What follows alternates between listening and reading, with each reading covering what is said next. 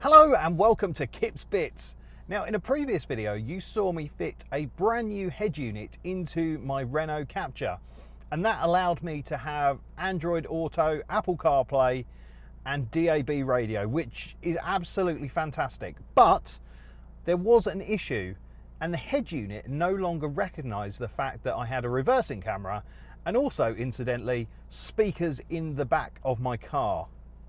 Now, I did wonder if there was some sort of setting in a hidden menu or something where I could activate this, and I was slightly correct about that, but it's a little bit more fiddly than just going into a secret menu. You actually have to download a file and put it on a USB stick, but the USB stick I think has to be no bigger than 16 gigabytes and has to be formatted to FAT32, and yeah, once the file's on there, you can then get into the hidden menu. And in this video today, I'm going to show you how I did it. VoiceOver Kip here. You don't need a special file, you can just create one yourself. And all you need is a completely empty text file, but the file name has to be mcmtest_activate, and it has to be a .ini extension at the end of it. And then all you need to do is just copy it over to your blank FAT32 thumb drive. Now, I will say before I continue that doing this could be risky. There is something in the menus that will literally destroy your device, but we will get to that. But yeah, if you do this and you mess it up, it's your own stupid fault for listening to an idiot on the internet. It's not my fault, okay? So let's be entirely clear here. And obviously this is just for my particular setup. There are a few differences which I'll explain as we go into it, but yeah, maybe watch the entire video through and make sure you're clear on everything before proceeding and do it yourself. So we need to find out what version of the software is on this at the moment. So on mine, if we go into System in the settings and then go down, we've got System version, and I've got 1.0.31.1. Now, apparently this isn't the latest version. There is a later version, so I'll probably try and find out how to do an update for that, but I'm just showing you how it works for mine right now. So we need to remember that screen because it's important, because that is how we get onto the hidden menu. So to get into the hidden menu to start with, we've got to touch the screen in a certain way and at certain points. So we've got to touch the screen 5 times. So we touch it up here, down here, over here, in the middle, and then down in the bottom corner. And that puts us into test mode. Now it's asking for a code. Now these codes vary depending on the software number that you're on. I'll put a few different codes into the video description, but yeah, there's lots and lots of different codes.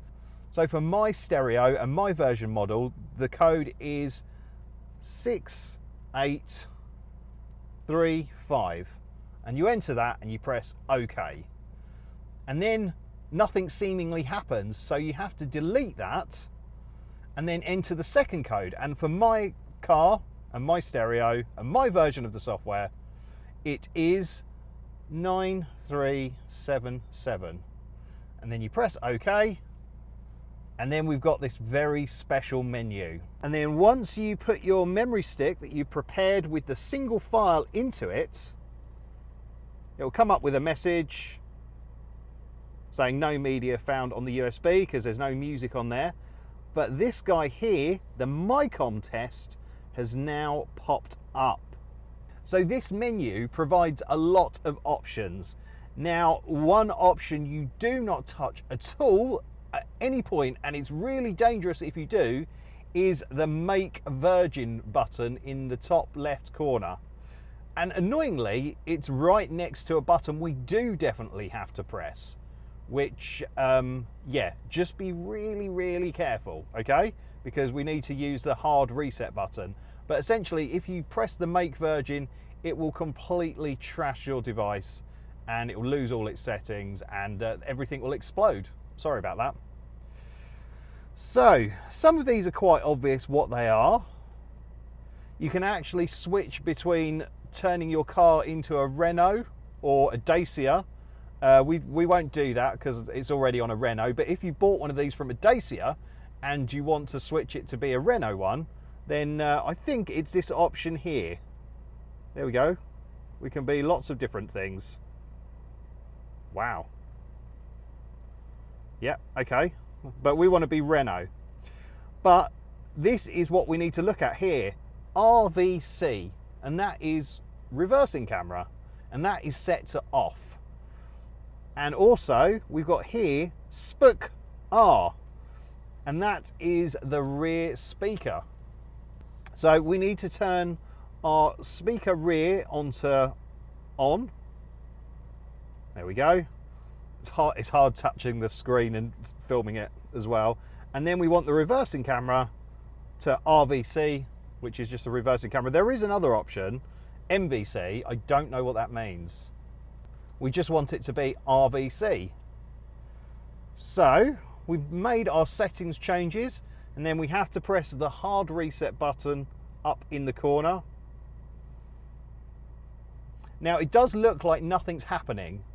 Stuff is happening, so just wait and be patient.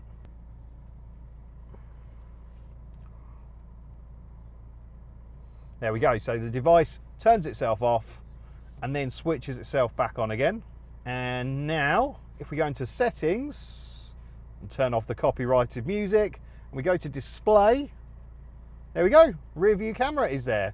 It might actually be set to off to start with, so you might have to toggle it, but it's there. And if I put the car into reverse now, hopefully we'll see my wife's car. Wife's car confirmed. Now, I have noticed that obviously my camera is an older camera, and I don't think it's widescreen. I think it's sort of 4:3. So the image is slightly stretched and the lines aren't entirely accurate. So what I'm going to do is I'm just going to go into the settings in the corner here and turn off the guides, because you can sort of see what's going on. So yeah, the picture is more stretched. I don't know if there's a way of being able to upgrade the camera and maybe swapping that out. I don't know. We might try that. But yeah, reversing camera is working.